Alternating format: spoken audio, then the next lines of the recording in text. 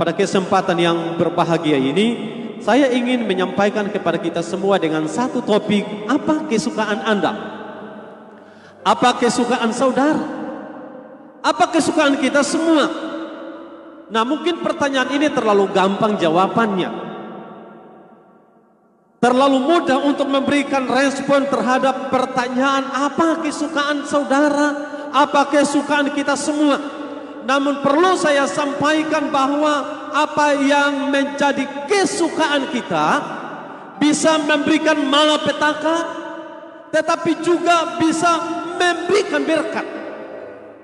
Saya memberikan beberapa contoh praktis karena berkaitan dengan kesukaan kita yang sudah tadi saya katakan bisa menjadikan itu sebagai malapetaka, tetapi juga bisa memberikan berkat.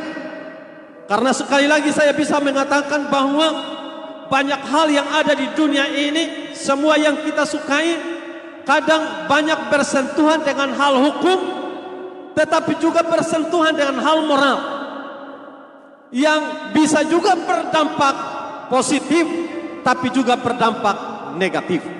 Dan kalau berdampak positif, saya bisa katakan justru memberikan kesejahteraan. Untuk dengan cepat bisa saya katakan apa saja kesukaan kita. Kalau saya katakan ada orang yang memiliki kesukaan olahraga, ada juga kesukaan main musik, ada juga menyanyi, ada juga bertani atau berkebun, ada juga kesukaannya menggambar, ada juga kesukaannya hanya untuk cari-cari ikan alias mereka selaku nelayan, dan itu menjadi pekerjaan mereka. Ada juga kesukaan-kesukaan yang lain yang saudara bisa daftarkan berapa banyak kesukaan-kesukaan, tetapi apa yang tadi saya sampaikan itu adalah kesukaan-kesukaan yang produktif. Tetapi juga ada kesukaan lainnya.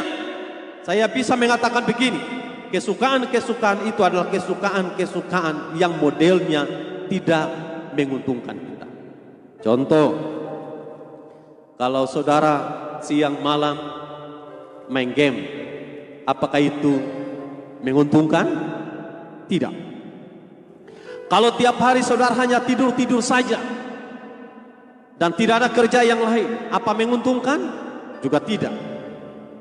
Apakah kemudian saudara jalan sana sini tanpa tujuan, apakah menguntungkan? Tidak semua menguntungkan. Apakah kemudian saudara siang malam duduk pegang HP saudara, kemudian saudara pelajari status si B, si C dan lain sebagainya, tidak ada kerja yang lain, hanya itu, apakah menguntungkan?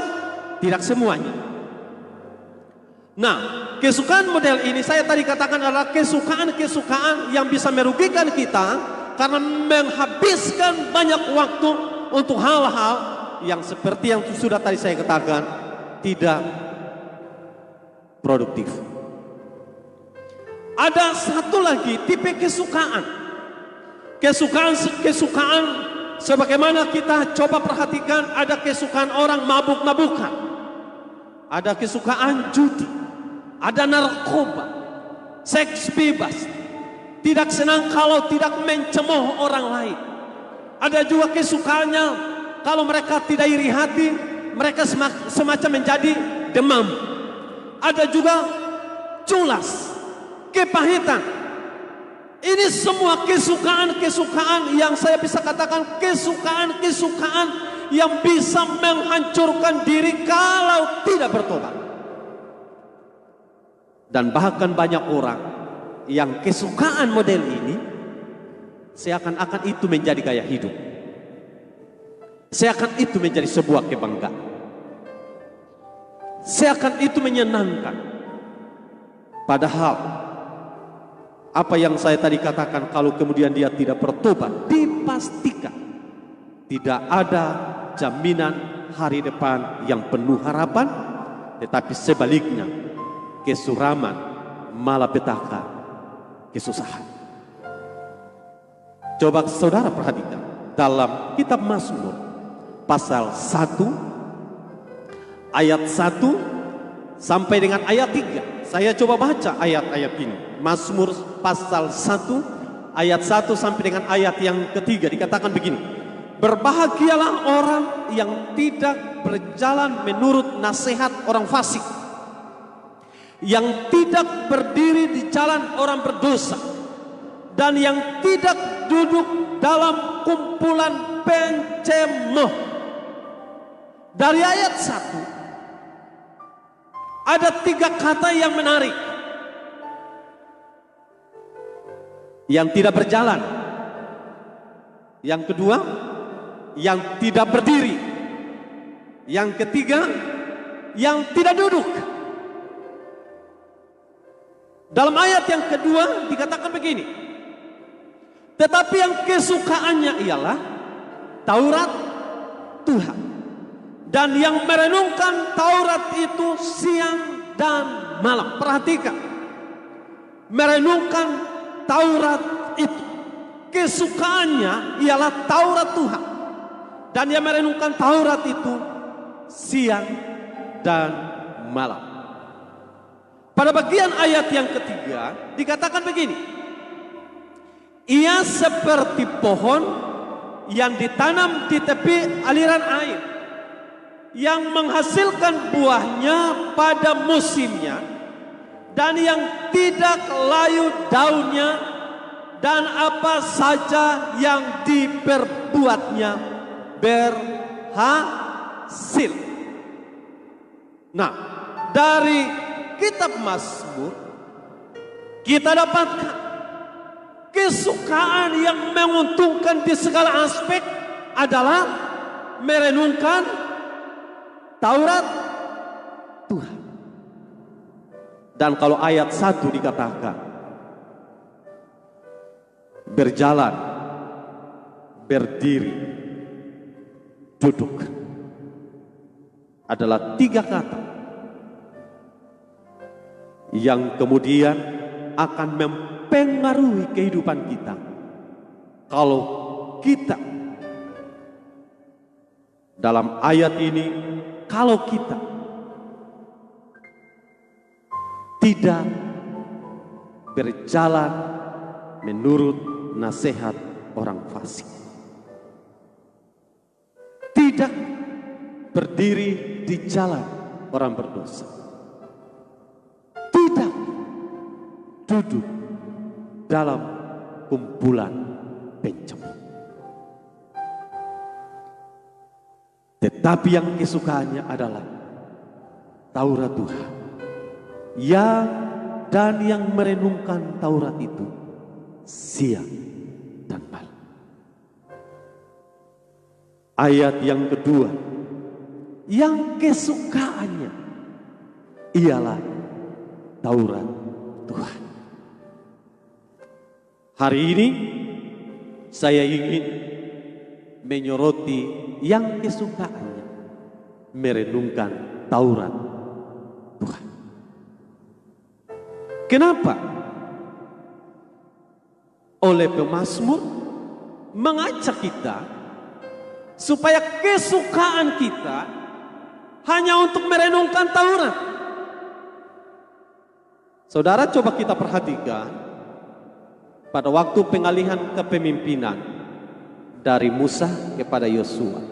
Saudara coba perhatikan dalam Yosua pasal 1 ayat 8 sampai dengan ayat yang ke-9. Firman Allah mengatakan begini. Ayat yang ke-8, janganlah engkau lupa memperkatakan kitab Taurat ini, tetapi renungkanlah itu apa? Siang dan malam, supaya engkau bertindak hati-hati sesuai dengan segala yang tertulis di dalamnya. Sebab dengan demikian perjalananmu akan berhasil dan engkau akan beruntung. Ayat yang ke-9, bukankah telah kuperintahkan kepadamu, kuatkan dan teguhkanlah hatimu, janganlah kecut dan tawar hati, sebab Tuhan Allahmu menyertai engkau kemanapun engkau pergi. Sekali lagi, merenungkan Taurat itu siang dan malam, dan menjadi kunci bagaimana seorang Yosua bisa berhasil dan tidak. Kita coba lebih masuk ke dalam apa yang dimaksud dengan Taurat Tuhan. Kita coba perhatikan dalam Injil Yohanes pasal 1 ayat 1, ayat 4, ayat 12 dan ayat yang ke-14. Ayat 1 saya baca begini. Pada mulanya adalah firman. Firman itu bersama-sama dengan Allah dan firman itu adalah Allah. Ayat 4. Dalam Dia ada hidup dan hidup itu adalah terang manusia. Ayat 12. Tetapi semua orang yang menerimanya diberinya kuasa supaya menjadi anak-anak Allah, yaitu mereka yang percaya dalam namanya. Ayat 14. Firman itu telah menjadi manusia dan diam di antara kita, dan kita telah melihat kemuliaannya, yaitu kemuliaan yang diberikan kepadanya sebagai anak tunggal Bapa. Apa yang menjadi perenungan? Kenapa kesukaan kita merenungkan Taurat Tuhan? Saya mengatakan merenungkan Taurat sama merenungkan Tuhan Yesus. Kenapa merenungkan Tuhan Yesus? Saya mengatakan karena janji-janjinya selalu ditepati. Kenapa merenungkan Tuhan Yesus? Karena kuasanya yang sangat hebat. Kenapa kita merenungkan Tuhan Yesus? Karena tentang Dia adalah gembala yang baik. Kenapa kita merenungkan Tuhan Yesus? Karena tentang Dia adalah sahabat yang baik. Kenapa kita merenungkan tentang Tuhan Yesus? Karena tentang Dia adalah juru selamat dunia. Dari gaya hidup orang yang selalu merenungkan itu menjadi ciri bahwa dia adalah orang yang selalu bersyukur. Sekali lagi, dari orang yang selalu merenungkan Tuhan Yesus.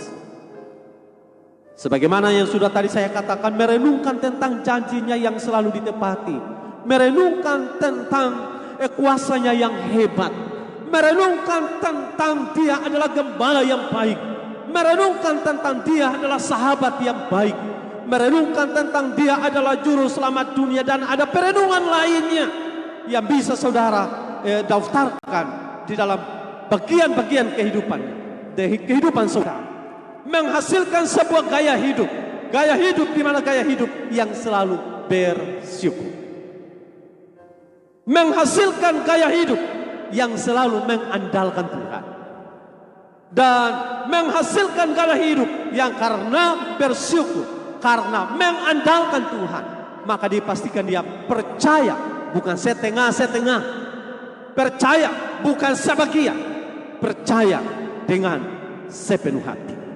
Saudara, kita coba perhatikan apa dampaknya dari orang yang selalu merenungkan Taurat Tuhan. Sebagaimana dalam kitab Mazmur dikatakan, ia seperti pohon yang ditanam di tepi aliran air. Lalu kemudian dikatakan begini, karena pohon yang ditanam di tepi aliran air, daunnya tidak pernah layu, atau kata lain, tidak layu daunnya. Nah, kita biasanya menghubungkan suatu pohon yang daunnya menjadi layu karena dia mengalami kekeringan. Kenapa kekeringan? Karena dia kehabisan kadar air. Dan saya mengingat suatu ketika pada tahun berapa kita mengalami kekeringan dan pohon-pohon banyak yang menjadi kering. Saya beberapa kali ke Maluku Barat Daya, dan kalau pada musim panas banyak rumput-rumput menjadi kering. Tapi pada musim hujan, rumput-rumput menjadi hijau. Dan kalau kemudian saudara perhatikan dalam rumah saudara ada tanaman hias, saudara tidak pernah menyiram tanaman hias itu, maka tanaman itu akan menjadi layu, kemudian menjadi kering. Kenapa? Karena kehabisan kadar air. Pemazmur menggambarkan pohon yang ditanam di tepi aliran air. Daunnya tidak layu. Kenapa? Karena stok air tidak pernah habis. Yang kedua, dikatakan bahwa berbuah atau, saya coba perhatikan begini, ayat yang ketiga, ia seperti pohon yang ditanam di tepi aliran air yang menghasilkan buahnya pada musimnya. Nah, saudara perhatikan, menghasilkan buah pada musimnya. Kenapa dikatakan pada musimnya? Kita akan menemukan sebuah jawaban menarik. Ada pohon yang buahnya harusnya 1 tahun, setiap tahun itu berbuah. Tetapi justru ada pohon yang harusnya setiap tahun dia berbuah, 3-4 tahun justru tidak berbuah, tidak menghasilkan buah apa-apa, bahkan justru menjadi layu daunnya, tidak ada hasil apa. Tapi perhatikan, pohon yang ditanam di tepi aliran air menghasilkan buah pada musim. Artinya pohon yang ditanam di tepi aliran air, dia tidak pernah terlambat menghasilkan buah, tepat pada waktunya. Kita ada pada musim kehidupan yang selalu berganti. Tapi yang ingin saya katakan, musim berkat Tuhan tidak pernah terlambat. Mungkin musim panas bisa terlambat, mungkin musim hujan bisa terlambat, mungkin musim buah boleh terlambat, tapi musim berkat Allah atas anak-anak Tuhan tidak pernah terlambat. Nah, saudaraku yang dikasihi oleh Tuhan, mungkin kita akan mengatakan bahwa dunia di sekeliling kita cukup berat, situasi cukup berat, keadaan menjadi cukup berat. Kepada siapa kita percaya, siapa yang kita andalkan. Tapi sekali lagi saya ingin mengatakan, menjadi sebuah perenungan dalam kehidupan kita sehari-hari, saat kita berjalan, saat kita berdiri, saat kita duduk. Sebagaimana dalam ayat yang pertama, berjalan, berdiri, duduk, dan perenungan siang malam tentang kebaikan Allah, tentang pertolongan Allah, tentang janji Allah, karena tentang Dia adalah gembala yang baik, tentang sahabat yang baik, Dia adalah juru selamat. Dan saat kita merenungkan itu siang dan malam, kita sedang bersyukur, kita sedang mengandalkan Tuhan karena bukti kita percaya. Tetapi dari sikap itu menghasilkan kita menjadi pribadi-pribadi yang oleh firman Allah mengatakan kita berhasil. Apa saja yang diperbuatnya, kata firman Allah, berhasil. Dan kalau firman Allah katakan demikian berhasil, maka siapa mengatakan tidak berhasil, saudara akan mengatakan tidak, Allah saya mengatakan saya berhasil. Kalau orang lain mengatakan engkau tidak sembuh-sembuh, maka firman Allah mengatakan tidak, dalam Allah ada kesembuhan saya. Kalau ada orang mengatakan tidak ada masa depan, tidak. Kalau engkau sudah merenungkan kebaikan Allah dan melakukannya dalam hidupmu, engkau mengatakan tidak, karena Allah yang berjanji adalah Allah yang menggenapi janjinya. Dan kalau ada orang yang memvonis A, B, C dan lain sebagainya, saudara harus mengatakan di dalam Tuhan Yesus selalu ada pertolongan pada waktunya. Karena sekali lagi, mungkin musim selalu berganti, Tapi berkat Allah selalu tepat pada waktunya bagi orang yang percaya kepadanya. Jadi tidak ada cara yang lain. Semua kesukaan-kesukaan yang tidak produktif mari kita abaikan. Semua kesukaan-kesukaan yang tidak menguntungkan mari kita tinggalkan. Kalau ada di antara Bapak Ibu Saudara yang sedang mengikuti tayangan ini, saudara menjadi pribadi-pribadi yang membangun sebuah kesukaan yang tidak menguntungkan, yang tidak produktif. Saudara mungkin menjadi pribadi-pribadi yang tanpa sadar saudara dikuasai dengan roh kemabukan, narkoba, seks bebas. Pribadi yang suka mencemooh orang lain, tidak suka kesenangan orang lain, atau tidak suka orang lain berhasil, tidak suka orang lain menjadi diberkati. Saudara punya keadaan hati di mana iri, cemburu, kepahitan, dendam dan lain sebagainya. Saya mau mengatakan bahwa ini malapetaka sedang menantimu. Dan cara satu-satunya saudara datang kepada Tuhan. Cara satu-satunya saudara hampiri Tuhan. Percaya Tuhan, Tuhan mampu mengubah sesuatu yang mustahil bagi kita. Tidak mustahil bagi Allah. Ubah, carilah kesukaan-kesukaan yang produktif. Tetapi semuanya itu jauh lebih penting. Kesukaan itu adalah merenungkan Taurat siang dan malam. Dan firman Allah katakan, apa saja yang diperbuatnya berhasil. Kalau engkau berhasil, renungkan Tuhan. Lakukan kesukaan yang produktif. Dan dipastikan musim hidup diberkati Tuhan. Musim berkat akan mengalir. Musim mujizat mengalir. Musim kesembuhan mengalir. Musim pertolongan mengalir.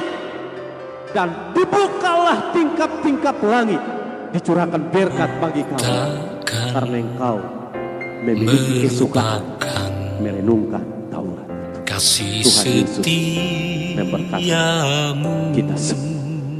Mari saudaraku, saudara yang ada di rumah, saudara yang sedang mengikuti tayangan ini, mari kita sejenak tunduk kepala di hadapan. Dan kalau ada di antara saudara yang selama ini tidak pernah memiliki kesukaan merenungkan Taurat, tidak pernah memiliki kesukaan membaca firman, tidak pernah merenungkan kebaikan Tuhan dalam hidup, saudara hanya terobsesi dengan kesukaan-kesukaan yang sebenarnya membawa engkau kepada malapetaka, kemabukan, pesta pora, percikan dan lain sebagainya. Saudara tunduk kepala. Kalau saudara merasa terbuka dan saudara mengatakan ini kelemahan saya perlu dibuat. Saudara di rumah, tetapi yang hati. Kalau saudara merasa perlu, saudara harus sangat sadar. Karena selama ini saudara telah melakukan kesukaan yang tidak produktif, justru mencelakakan. Saya akan berdoa dalam nama Yesus, hamba berdoa, Tuhan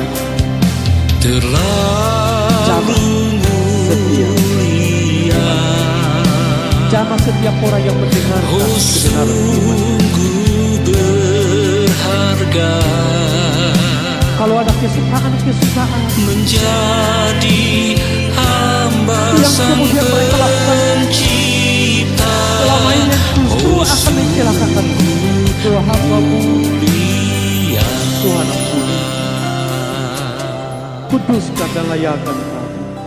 Bahkan kami yang kadang-kala bisa tanpa sadar melakukan, Tuhan tolong kami, ampuni kami. Kalau ada yang kemudian mengakui semua kesalahan, ampuni dalam nama Tuhan. Berikan mereka kekuatan untuk kembali kita jalan, untuk bisa melakukan hidup yang benar. juga berdoa. Saat ku membuka Tuhan menolong mata, setiap umat Tuhan. memandang wajah mereka, Kalau mereka telah melakukan kesukaannya merenungkan Tuhan, bergembala. hamba berdoa janji Telah menanggung mencari bagian bagi mereka bahwa apa saja yang diperbuatnya saat ku buka telinga, sepanjang perenungan mereka tentang kebaikan, kesetiaan, janji yang selalu dikenakan, tak berdosa. jika itu berhasil dalam hidup mereka. Merindukan kasih Bahkan Bapa kalau ada umat Tuhan yang telah menikmati mujizat pertolongan dan berkat-berkat Allah, jadikan apa berdoa Tuhan tolong kuatkan mereka untuk tetap bersyukur buat situasi apapun, buat situasi yang berat sekalipun. Di balik semua itu ada maksud Allah, supaya kami lebih percaya Tuhan. untuk melayani. Dan kalau ada yang ragu-ragu, apa berdoa tetapkan iman mereka, Katakan kabar tetapkan pengharapan mereka bahwa Engkau Tuhan dunia. Kalau ada yang kekurangan, Tuhan hamba bukan mereka. Menyembuhkan Sekali lagi, kalau ada yang kemudian sakit, ada kebimbangan, ada rasa putus asa, ada kekecewaan, hamba berdoa Tuhan angkat semua rasa ini dan tidak dengan percaya mereka bahwa Tuhan setia ada. Sama mereka, kalau mereka yang sedang dirawat di rumah sakit, karena kalau COVID mereka sedang ada di tempat karantina, belas kasih Jama dalam nama Yesus, hadirlah dengan kuasa dan mujizat-Mu untuk meneguhkan bahwa Engkau Allah yang tidak pernah berbohong, bahwa Engkau yang selalu membela orang-orang yang percaya kepada-Mu. Engkau tidak akan pernah mempermalukan orang yang berharap kepada-Mu. Dan kami bersyukur karena orang yang mengandalkan Tuhan pun akan berberkat. saat ku membuka Memberkati diri, semua kehadiran menyapa yang dalam ruangan ini. ada luka Tuhan memberkatkan dengan masa depan yang penuh harapan sesuai janji-Mu, yang kesukaannya merenungkan Taurat itu siang dan malam, dan apa saja yang kami lakukan akan berhasil. Dan hamba berdoa berkat ini mengalir atas kami, mengalir atas kami dalam ruangan ini, mengalir atas setiap orang yang ada di luar sana yang sedang mengikuti tayangan ini, mengalir dan mengalir dalam nama Yesus. Terima kasih Tuhan Yesus, kami sudah berdoa dan bersyukur. Mengalirlah kuasa Roh Kudus, mengalirlah di tempat